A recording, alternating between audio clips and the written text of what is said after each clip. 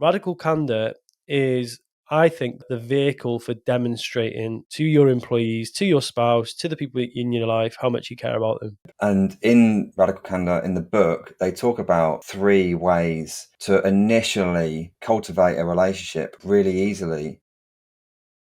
Pete Taylor. Well done, buddy. You know what? I just want a quick well done to Pete. This guy is, I just said to him before we started the podcast, right? I've had 2 or 3 days where I've had like 2 hours sleep because of the babies. My youngest is not been well, and it has floored me. And like, I've watched Pete over the last, say, year. It's just, and like sometimes you get like limited sleep, don't you? Yeah, it does happen from And he still week to shows up week. like a bricking warrior. Hats off to you, sir. I did actually say that in private, so you can have it in public as well. Thanks, mate. Appreciate that. Oh, dude. Today's a good one. But before we get into today's actual podcast, we've got a little milestone we've hit, which is 2,500 downloads. So 2,500 people have downloaded and listened to the podcast as of yesterday, I believe. Nice little milestone, that. Thank you everyone who's listened to the podcast. Honestly, we get so much joy from doing it. It's great to be able to share this with you. And if you are a listener, we really value the comments that you've given on Apple Podcasts. If you haven't done that already, please feel free to do this for us. It massively impacts the podcast and like what we do on the podcast, how much which is go and give us a review. If it's a 5-star review, give us a 5-star. If it's not a 5-star, just send it to us personally. Just like, but this like do you want to share on that before we get into today's session? Cheers everyone who's left a review. Honestly, I went through, I think it was like Sunday morning, the other morning, I was like, let me just have a quick look at the reviews, and we had like 20. I read through them, and I showed my wife Denise. I was like, look, these are really good. Yeah. So I really appreciate it. It made me feel absolutely freaking awesome. Well, honestly, hats off to you, Pete. He's been sharing it, been pushing it, and equally for me, I put a lot of effort into the back end of this. So thank you, everyone, for pitching in. We actually reached 81st on the self-development charts as well. Nice. We topped out there, so we're going to try and get into the top 50. If we can get into the top 50, that would be a great milestone for us as well. So let's get straight into today's topic, because I feel this is going to be hugely beneficial for you if you're a man, if you're a business owner, if you're one of our lady listeners and you get a lot of value from this podcast. This concept changed my leadership. Pete, what about you? This concept, I added it as a core value in my previous business, right? Yeah. And even with the companies that we've got going forward, like it's a huge value that we talk about and seriously consider having as one of the core values of the business. Yeah, I was actually coaching the other day, and one of the ladies I was coaching, she was talking about how to give direct feedback and actually give good quality feedback in the organization she works in. And actually, it was really funny because it's not an organization where you talk about love a lot. Love doesn't really come up a lot in terms of like these types of organizations. So what I posed is radical candor, and she's like, it doesn't sound like love. And radical candor is, I think, the vehicle for demonstrating to your employees, to your spouse, to the people in your life, how much you care about them. Massively. It's how you show you care. Yeah. So today's subject is radical candor. Honestly, this is a great one for leadership. Like if you have a team, but even if you don't have a team, this is a great one. Like when I'm in my previous company, I used to say to the guys, I want it back. Like I want the feedback. Like be candid with me. Be direct. So it's great even if you don't have a team but you're reporting to someone else, to be able to be super candid and direct with them is really, really powerful for building a great relationship and just a fantastic culture of like a goal-driven enterprise. Yeah, I think listening to this podcast today, we're going to help you if you're in an organization where there's lots of bitching, whining, moaning, complaining, but nothing ever gets changed. I think it's going to help you if you are somebody who wants to step it up in your career and you want to be able to move from, like, say, middle management to leadership. It'll help you if you're not very good at giving direct verbiage to somebody that needs to change their performance. And it's also for you, if someone who struggles in relationships, saying what they really want and saying what they actually really need to say. So this concept, we're going to talk around some of the constructs of radical candor. And we're also going to give you examples, not just from our own lives, but businesses we've consulted in, some of our coaching clients. And we're going to give you some real tangible, practical steps you can go and use to actually practice this as well. Yeah. This will also be good for you if you have a team or if you're thinking about having a team, and that can be a team of two, you and one other. It don't have to have teams of hundreds. But this would be really, really good to implement from the outset, like immediately. You get this working from the word go. It changed the whole dynamic of the way your business is run and probably the way it will grow. Yeah, we're a team of three. Yassine, Pete, and I, and we give each other radical candor. Got some from Yassine yesterday, right, via text message. It was really, really helpful. I think actually it matters more in a small team. It really, really does. And the final one is the culture as well. Is that the culture that you like? Say you're not a leader or a manager. This is going to help you with addressing the culture that you work in. Because I've been into so many organizations where the culture is bitching off about each other's performance behind their back, and it's not been quite a toxic culture. And actually demonstrating this is actually like a shining light for a lot of people, because it means that they can actually speak their mind to other people, Mm-hmm. and it's really Yeah. powerful. Yeah, I've been there too. I've absolutely been in organisations when I was in the corporate world where the culture was toxic, or there was just like groups of that company that were really toxic, and lunch breaks were all about bitching, moaning, complaining, and nothing was ever done about that. And then you get a new member join, and then they join the clan, and then they join the clan, and then it's like a disease. It spreads through the business, spreads through the DNA of the company. Can be really, really bad. Like there was a stage in my previous company where I could see this happening. Like there was one person, right? And I found out about it late on where this bitching and moaning, complaining was starting to happen, right? And I could see it spreading. Fortunately, I nipped it in the bud quick. But if you don't catch that, it can really, and especially if you've got a big team, really spread like wildfire. It's true though, because negativity spreads really quickly. It does. It's easy. It's easy to be negative. All Yeah. right, in a society where the news channel is all negative, all right, what you see in the papers is all negative. It's the easy route. Okay, let's set the scene, right? So I think this is what is going to give you the grounding of where radical candor comes in as its like most powerful tool. So Pete, I'm just going to set the scene. You can interrupt me at any point if you want as well. Just kind of giving some contextual like experience on this. So imagine this: there is a member of your team. He's a really nice guy. He makes everyone coffee. He always buys the presents on people's birthdays. He's genuinely lovely. The problem being, he's freaking terrible at his job. And everyone knows this in the office, and he discloses to people from time to time how hard things at work at home are. Like he's really, created this thing of sympathy as well. As not only is he struggling at work, he's having a really hard home life. Now, this is obviously it pulls on the heartstrings. Like, oh, poor guy. He's really trying his best at work. He's still not succeeding. He's having a really hard time at home, but he really needs the job for so many reasons. And then this doesn't help because he's a major player in the production team. Like to get work finished and out, he's a major player in that role. And instead of telling him, the staff are just taking up the slack. So let's call him John. Right? John isn't, he isn't doing his work.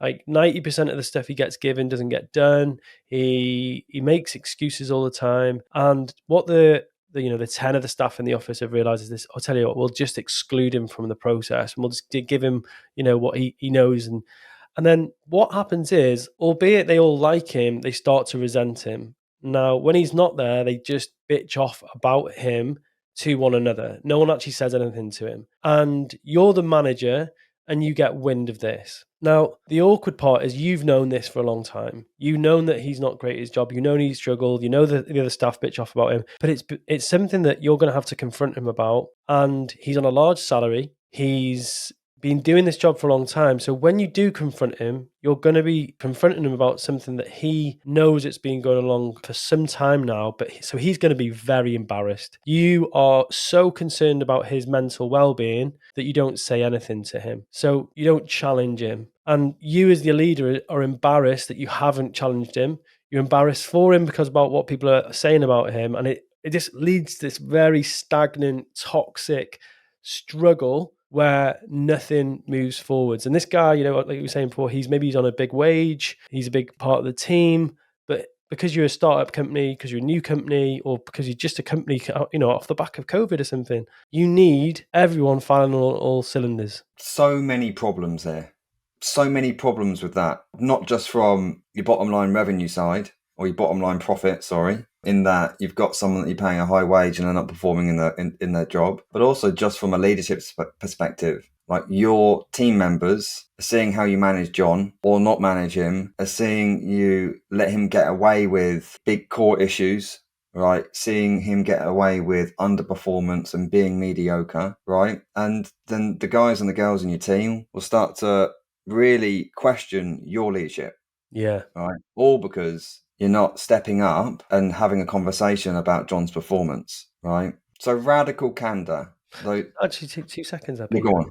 We've actually had a lot of guys on the program talk about this, haven't we? Like even recently, it's like we've had hot seats where guys have said they don't challenge the staff. They want to be nice guys. So there's actually a lot of nice guy symptoms play into this as well, wanting to be liked. And then there's also this really awkward thing that when you've got someone like a subcontractor in as well, people, because they're a subcontractor, they won't hold them to standards, and there's all sorts of stuff that goes on all around this in employment too. Yeah, so this is a big issue for a lot of people, I think, not just in the employment world, but in the subcontracting world, in the self-employment world as well, or even with clients. Absolutely. Yeah, absolutely. I spoke to one of our clients last week and he had a problem with a subcontractor, right? And the subcontractor's actually disrespected his company, disrespected people that work within his company, and nothing's been done about it. So that subcontractor just will repeat that behavior, right? And then your team members in that company be go, why is this not being sorted, right? So I just want to define what radical candor is before we go into all these examples, and then you can give your definition afterwards. But so radical being something that's unusual, right? Radical being that you're going to step out of a comfort zone, right? It's unusual. And then candid is you communicate clearly, right? So so there's no beating around the bush. There's no sugarcoating. There's no what do they call it? It's like a shit sandwich. Yeah. Right? You communicate clearly, but you do it with humility and you do it with care, because if you're obnoxious with it and you're just telling someone off or being a dick about it, right, then it's probably not going to sink in, and they're going to be annoyed and frustrated about that. Whereas if you're doing it with humility, with care, with empathy, as well as being really, really clear in your communication, it goes a long way to then sinking in with that person that you've had the conversation with and then them making positive change. Nailed it. I think the only thing I can add to that is it's a way of being, and what I mean by that is that you're being radically candid with somebody means that they can literally feel to their core that you give a shit. And I think this is something that, again, I've praised him so many times. You've seen is so good at. He can be the most candid person, but you just know how much he cares. And to the point where he raises his voice to the very, very direct. He'd say things that are more direct than most, but you can always, to your core, feel that how much he cares personally about your results. And that's his way of being. He is just radically candid. And so it's not just something you say, like a lot of the things that we say on today's podcast, some of the lines we give you or the construct, it's not just that.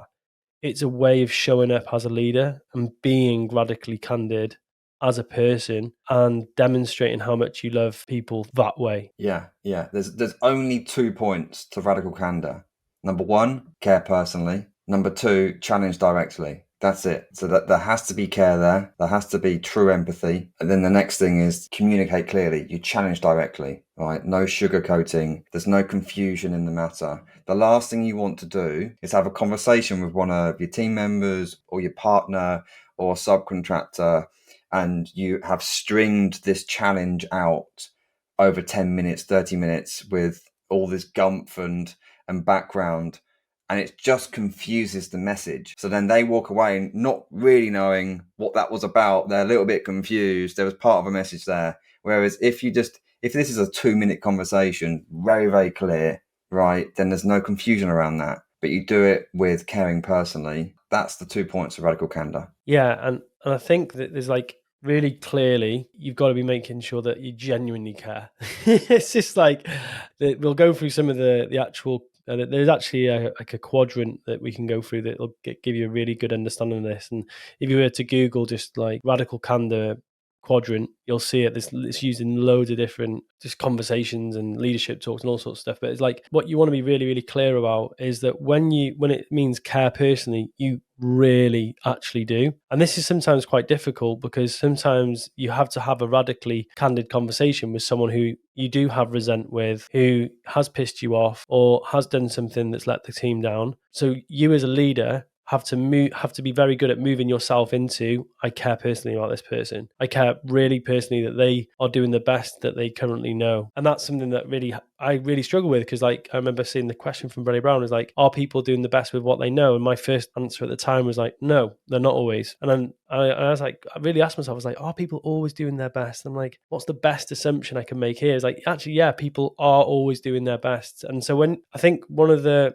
things that if you struggle with this, you need to get good at doing that. Like, this person is doing their best with what they know, and that can help you move into caring personally, because it gets you over this thing of like, they're just being lazy. They just don't give a shit. Let me try and explain that part then. So radical candor is split into like an X and a Y axis, right? So the Y axis, which is the vertical axis, is care personally, right? So it's called above the line. So it's like the higher we get on the care personally line, the more likely we are to demonstrate that we care personally about that person, their results, and their life. On the x-axis, we've got challenge directly. So we've got almost like a continuum where they meet in the middle. So what we want the top right of that matrix is radical candor. So I care personally, I challenge directly. That's radical candor. So there's 3 other quadrants. The bottom right quadrant is where I don't care personally, but I challenge directly. Now, as Pete was saying before, this is called obnoxious aggression. Yeah. So this is almost like the opposite of backstabbing. It's front stabbing. It's like, I will literally give you feedback. I will give you direct challenge, but it's the opposite of radical candor, because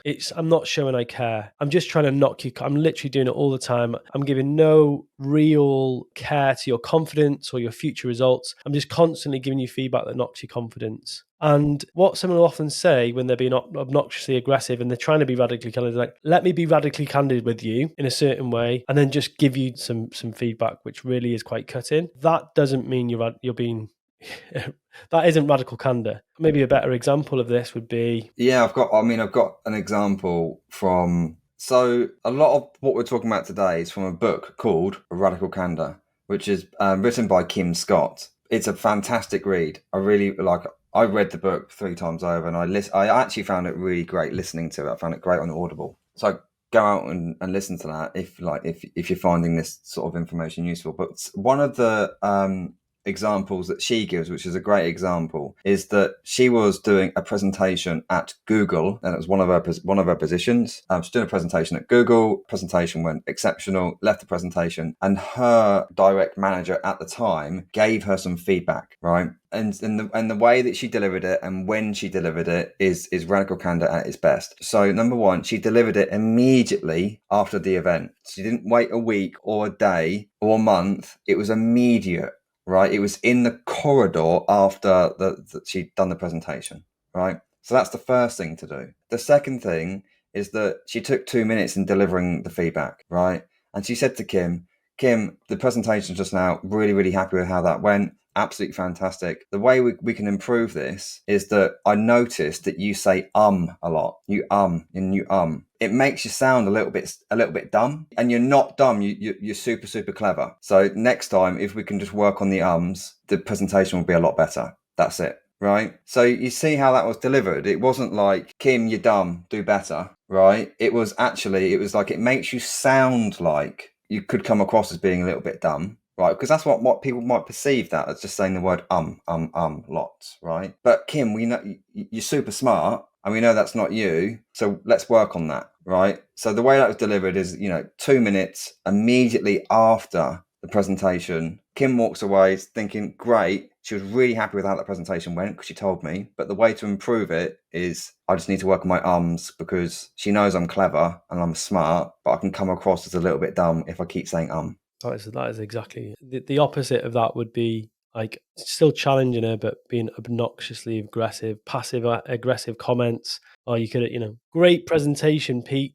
Shame about the ums. Yeah. That's obnoxious aggression. Yeah. So I'm giving you direct feedback. Your ums sound a bit, I'm making it sound like real passive aggressive. So that's the bottom right. So like that's below the line, challenge directly feedback. Now on the opposite side, top left, we've got ruinous empathy, which is above the line, which means it is care personally. I do care about Pete, but at the same time, I'm not challenging him directly. So I care so much about him, but I'm not giving him the feedback that he needs. So the default here is silence, withdrawing, or a downturn in the communication. And what will often happen is that I will give him non-specific feedback. So it will be, oh, well done on the presentation.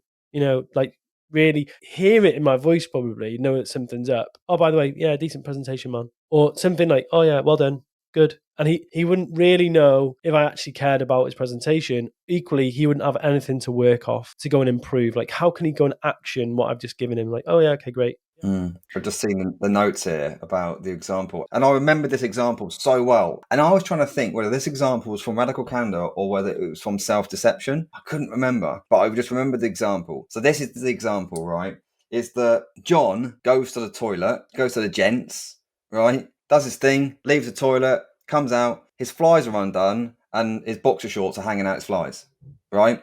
You see him, but you don't say anything because you feel embarrassed, right? Or you think, I feel embarrassed and John's going to feel embarrassed. So you don't say anything and you just let it slide. That's what it's like when, let's go back to the presentation. John performs a presentation. We think there could be some improvements there, but you don't say anything because you care about John and you don't want to embarrass him. It's the same thing as him walking around with his flies undone and his boxers hanging out, and you letting him, and you just letting him walk around without telling him. Yeah, actually, it reminds me of so many people in my life who I've actually taken like really direct feedback from. And like at the time, it's so cutting and it hurts, but God, it helped me so much. I remember when I first started speaking, this was like when I was 23. And I did like talks in front of all my clients. And I used to be so sniffly because I had so many things that I believed to be wrong with my nose, like dairy allergy. It's actually been allergic to dust, all sorts of biome issues. And a really great client of mine at the time came up to me at the end of the talk and she said, Ben, do you do cocaine? And I was like, no, I don't. And she goes, you sound like you do cocaine because you sniff all the time and it's taken away from your presentation. And I was like, oh my God. And I had this real kind of shame storm of, oh my God, I'm speaking about health. People think I do drugs. And it was just like, oh my gosh, but she said, you really need to get that sorted. And at the time, even looking back, I was like, holy shit, that was really good radical candor, because she didn't do it in front of everyone. She took me to one side. It was very direct. It was straight after my talk, and I was sniffing, and it was something I do. I'd be like talking about health, and I sounded like I had a cold all the time. And it was just, it was really, really helpful because that made me double down on actually fixing it.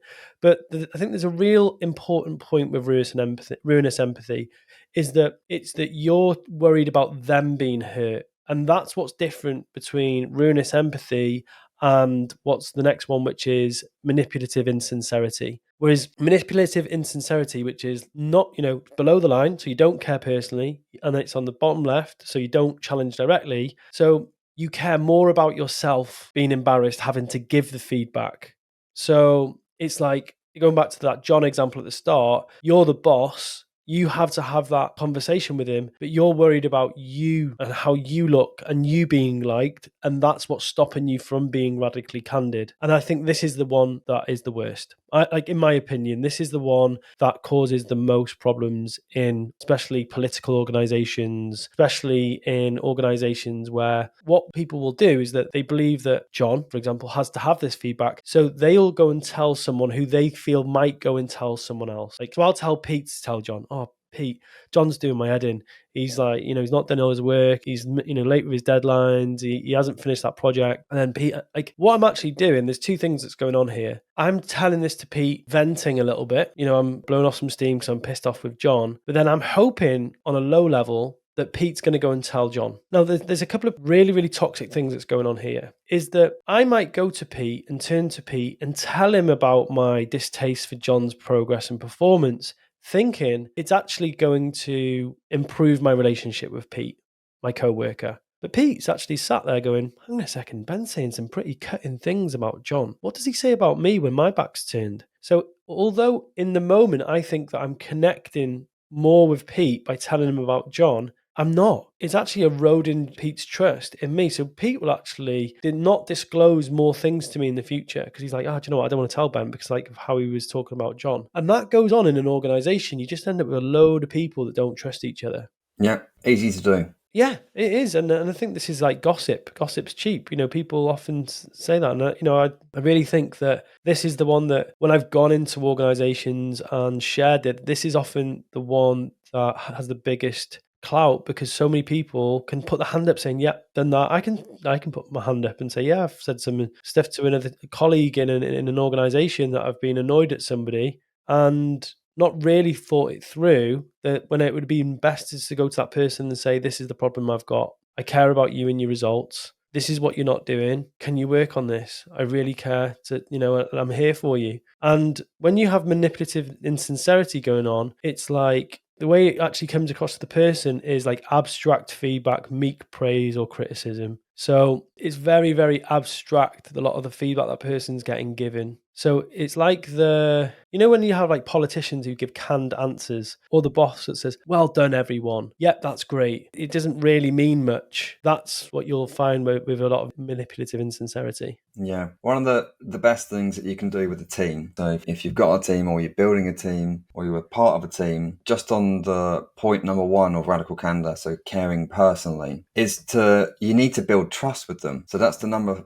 A, for you to trust them, and then B, for them to trust you. And that's about just cultivating a relationship. And in radical candor, in the book, they talk about 3 ways to initially cultivate a relationship really easily. So number 1 is find out about their backstory. So what's their story, right away from, when they were growing up all the way through to now, like what's their story? So you can find out a bit more about them and find out what their aspirations are there and what their goals are, what's meaningful to them. Right, you do something like that, and you talk about someone's backstory. You can really get quite close to someone and start to understand what's important to them. So that's number 1. The second thing to do is to find out what their aspirations are and what their dreams are. Right. So if you've got a team of people, so you're managing a team, actually talking to your team members about what their dreams are, not what the company's goals are, what their dreams are and where they would like to be, can go a really long way to you finding out what that looks like. Because if that's not like directly attributed to the role that they are doing in your company, maybe there's a new direction that you can put them in within the company that's going to help them achieve their aspirations. Because if that's the case, they'll be way more driven to actually do fantastic work for the company rather than just doing it as a stop hold until they get to their aspiration. If you can help them get to their aspiration, it's a much better route to go. And then the third thing to do, so once you know their backstory and once you've talked about their aspirations and their dreams, is to get a plan in place for the next 18 months. So short-term plan. So it's like, okay, well, how can we help you achieve your goals over the next 18 months? And map out a plan for them. Like doing something like that with your team members is so powerful to you cultivating a trusting relationship with them and going towards you both caring personally. Right. So then when step 2 comes in, to be candid, it's a lot easier when you need to challenge them directly because you've got that caring part in initially. Yeah, that's really good. I think that's like really, really good because like so many people, when you say, "Oh, well, listen, I know how much you want to get that house," or "I know how much you want to, be the best coach or in the world," or you want to make 1 million or whatever it is. When you can say that to someone's like, "Pete, I know you really want to make that 1 million. One of the things I can see right now is getting in your way." That sounds way more caring than you being lazy. Yeah, I love that. And I think something I did as a practice, like, was religious in my group, in my team at Fast, is like every single week on a Monday morning, we'd have wins. And it was like, it took 30 seconds each. What biggest win from the weekend, biggest win from the week last week. And it was almost like a barometer I'd use to see how someone was coping. Like if someone couldn't report a win, or if they just sounded like they were really struggling to find something, I would always just book a one-to-one with them. Like, hey, sounds like you've had a bit of a tough time. What's going on? And that would pave the way for me to challenge them. And I think that's the good part, is that when you have somebody reporting on a weekly basis the same kind of thing, when they do take a downturn, you can be on them straight away. So it's like within that week, you're already helping them. It's not 4 weeks later, a month, 2 months, a year before there's an intervention, which is often, I think it's way more common than people care to acknowledge. Yeah. On the challenge directly element of this, you have to be okay with receiving feedback yourself. Because if you can't receive it yourself, yet you're giving it out, it's not going to go down well with the team. Right. So personally, you have to be strong enough to be able to receive that feedback. There's another couple of stories. The other one's about Larry Page, one of the co-founders of Google, where Kim was there working for Google and they're having a meeting. And one of the team members who reported to Larry was radically candid in the meeting, right? So actually raised his voice, right? And directly challenged Larry, who's the owner of Google. And Larry loved it. He was laughing, and he loved it because this is the reason that he employs those people, is that they can challenge him. And if they feel that he's not making the right decision there, to challenge him. That the same as Steve Jobs, you hear stories of Steve Jobs, very, very, very much the same, was very hard on people. But then if he'd find them backing down, he was even harder on them because he wants them to challenge him, right? And being strong, being able to handle the feedback. Yeah, I think about you. I went through the same thing. Someone would give me some feedback early in my career, and I'd be like, I'd shrink and contract. But then I think what I've done is, as I've built a stronger spine, it's like, oh, thank you so much. I'm really grateful for that. We had someone who gave us feedback on the Awaken Man. It wasn't good. It was a low score on our NPS. We have an NPS, a Net Promoter Score. Send that out every week, and we learn way more from the 3s and the 4s than we do from the 9s and the 10s. But We guess only what? had 1-4. We had 1-4. We had 1-4. But guess what we did? We had 1-4, but we have to learn from that. We really, really did. We're like, okay, let us learn from that. And it's hard. Yeah. This is the next thing. Like, receive a bit of feedback like that. It's not nice. No, but at the same time, I think it was a testament to the work that we've done on ourselves. Like, we're just going to outserve this 4, and we're going to turn this 4 into a 10. And that's the thing, is like, if we weren't in the place to take feedback, we would have been on who does this guy think he is, giving us a 4, we're better than that. If you can't take that, that's something you have to go away and work on. And I think a lot of guys can't take that kind of feedback because they get so emotional, and they get so, it means it's about them, not about their behavior or their company. So yeah, I think it was really, really, I went through a big period of time where I worked with a customer service consultant to get better at getting feedback. She used to hug me and say, this is like really beneficial, man. You need to take this in. This is the best gift you've ever had, this piece of feedback. And it was real cut in. So Yeah. great One of my clients very recently sent out a feedback form to all of his team members. Got back all the feedback, and it was cutting, right? Really, really, like, oh God, this was not what we were expecting, right? But I'm like, hey, great feedback. And that, they've actually been very candid with you. They've been very like, this is how we're feeling, straight to the point. And now you've got areas to work on, areas to focus on. Yeah, right? You'd rather know than not know. Marshall Goldsmith he's one of the most high paid consultants, leadership consultants in the world. He does something called 360 feedback, where you have like all the people around you in your social network, your business network, your team give direct feedback about you, and he presents it to you. Part of the deal is that you can't go and find out who said that about you. You've just got to deal with it. And you can't be angry at them. You've just got to be like, that's someone's direct feedback about me. And I actually read a blog for someone who actually had that process with Marshall Goldsmith, and he said it was like an ego death. It was like, Ben Francis. Ben Francis had it. There you go. Right. From Gymshark. And he had all this feedback about, I don't know if he did it with Marshall Goldsmith, but he definitely did the 360 feedback. And he was like having all this direct feedback about people saying things about me. And he had it on the side in his kitchen, and his partner read it, and she was like, yeah, this is all really accurate. And he was saying like, this was like an ego death. And he said he could feel it was so painful, but Christ, it helped him grow into the leader that he is today. And he's got $1 billion company. So yeah, definitely, a really good point what Pete made there is like, if you want to be able to give radical candor, you've got to be willing to accept it as well. I think we've covered everything we need to today, I think that's enough.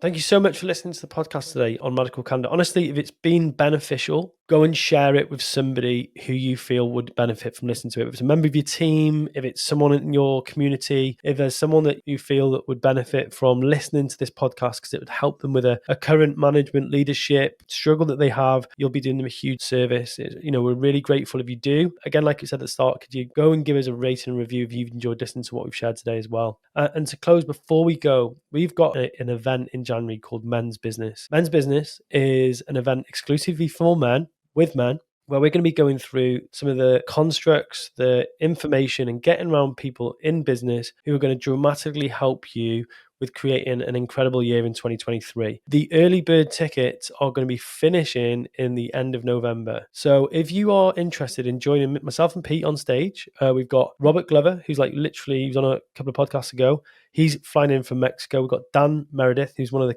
massive big hitters in the marketing world. Really, really great guy. We're going to be on stage, and there's going to be a load of successful business owners who care about being at the top of the game in a room for a whole day. And you can even join us for a whole weekend if you want a VIP experience. I would strongly recommend heading on over to the link that we're going to put in the comments for this podcast and come and join us in London for the day. I'd love to see you there, and I imagine Pete would too as well. But Yeah, absolutely. If you just want to type it in, it's awakenman.org/events. That's it. You'll see it right there. Click on that. Grab a ticket. Grab it early bird before that runs out. End of November. Super duper. Thank you for listening, guys. See you next week.